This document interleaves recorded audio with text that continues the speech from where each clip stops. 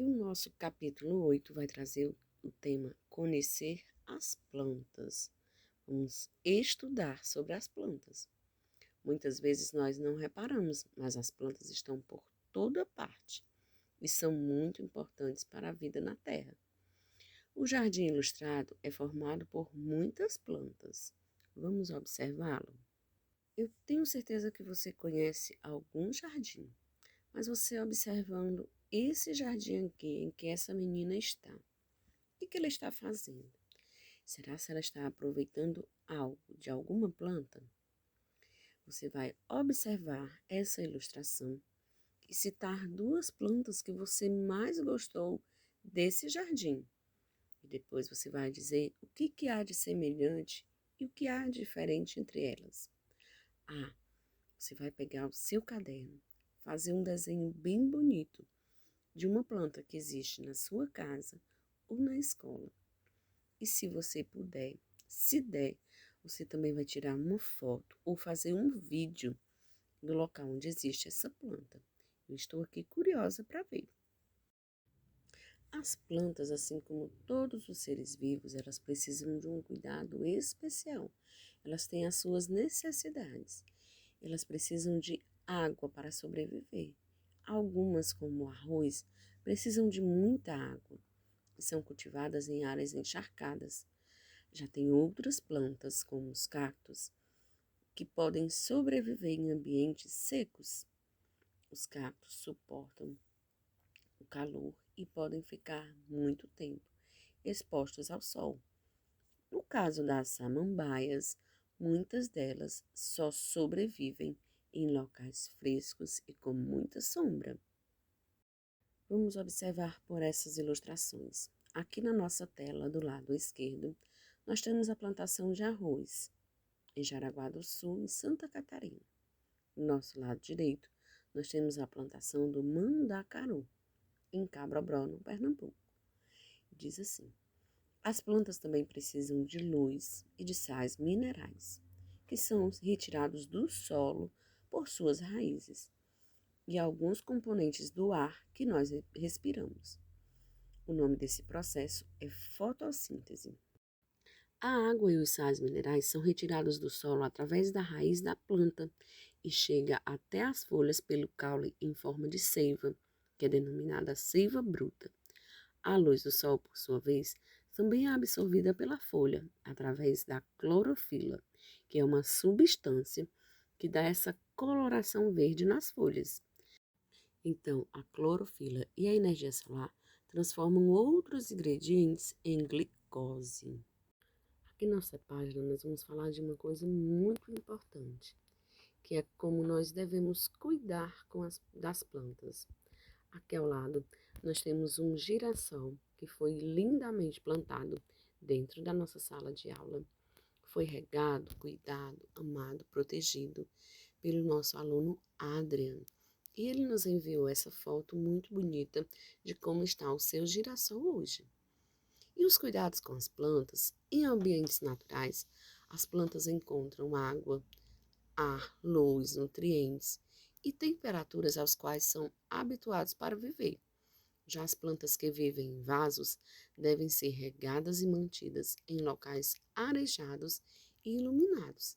É preciso respeitar e preservar também as plantas de matas, parques, praças e jardins públicos. Por isso, não devemos arrancar as folhas em crianças, não devemos arrancar as flores, nem quebrar os galhos, ou também arranhar o tronco das árvores. Devemos tratar com muito carinho, ter muito cuidado com as plantas.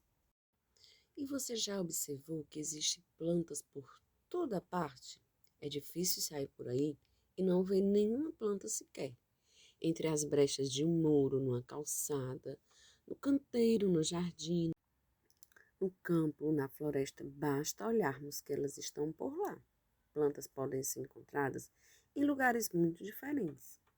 Nós estamos vendo aqui uma planta que está flutuando sobre a água. Você conhece plantas assim?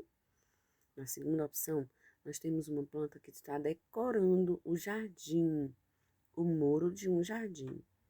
E na terceira opção, nós temos vários modelos de plantas suculentas, né? Que estão sendo colhidas, plantadas e cuidadas dentro do mesmo jarro. Então, são diferentes maneiras, dentre muitas outras que a gente pode encontrar. As plantas também existem uma classificação. As plantas terrestres podem viver fixas aos solos, como árvores e grama. Outras podem viver sobre rochas e até sobre outras plantas, como os exemplos de orquídeas e bromélias. Em ambientes terrestres, existem plantas que habitam áreas muito úmidas e sombreadas. Outras vivem em ambientes quentes e secos, onde chove pouco. Ainda há aquelas que vivem no frio, onde pode até nevar. Vamos observar essas duas plantas terrestres. Logo acima, nós temos as orquídeas, que podem viver sobre outras plantas. E abaixo nós temos os pinheiros. Eles podem habitar em locais muito frios. Agora vamos aos nossos questionamentos. A planta que você está vendo logo abaixo é uma árvore conhecida como barriguda. Ela sobrevive em regiões muito secas. Observando essa árvore, responda: por que essa árvore é chamada de barriguda? Bem, a barriguda armazena água em seu tronco. Essa característica traz alguma vantagem para essa árvore? Vimos, conhecemos e falamos sobre plantas terrestres. Agora vamos ver sobre plantas aquáticas. As plantas que vivem em rios, lagos ou no mar são plantas aquáticas. Algumas vivem inteiramente mergulhadas, já outras podem flutuar pela água. Aqui na nossa esquerda da tela, nós temos um exemplo de uma planta aquática. E as folhas dessas ninféias flutuam na superfície da água. À nossa direita, nós temos a elódia. Ela vive submersa na água, presa no fundo dos lagos e também em aquários. No segundo questionamento, você vai ler essa ficha que está abaixo e responder à questão. O nome dessa planta é água-pé. Ela vive na água, rios e lagos. Suas características, ela é uma planta flutuante. Suas folhas ficam na superfície e suas raízes ficam debaixo da água. Não sobrevive em locais frios. Agora, respondendo aos questionamentos, você vai observar as ilustrações do seu livro e vai marcar em qual local você acha que está representado. Poderia ser encontrado esse tipo de planta, pelas características dela. Você acha que a gente pode encontrar nessa primeira opção um lugar cheio de neve, bem frio? Na opção 2, nesse local seco, que não tem muita água? Ou na opção 3, esse lugar onde tem matas e rios? E agora vem um super desafio para você, criança, aluno do segundo ano A. Eu sei que você gosta de desafio.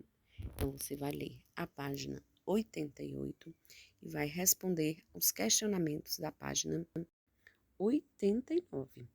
Nós já vimos aqui o exemplo de um girassol muito bem cuidado. Vocês também têm o de vocês aí. Então, vocês vão poder juntar essas informações e responder aos dois questionamentos da página 89. E não esquece, hein? Quando terminarem, manda aquela foto caprichada, porque logo, logo, à tarde, nós estaremos fazendo a nossa correção comentada e eu aguardo a participação de cada um de vocês. Então, não esquece, terminou a atividade, fez o vídeo, fez aquela foto bem legal, me envia, hein? Eu vou estar aqui esperando. Até mais, crianças!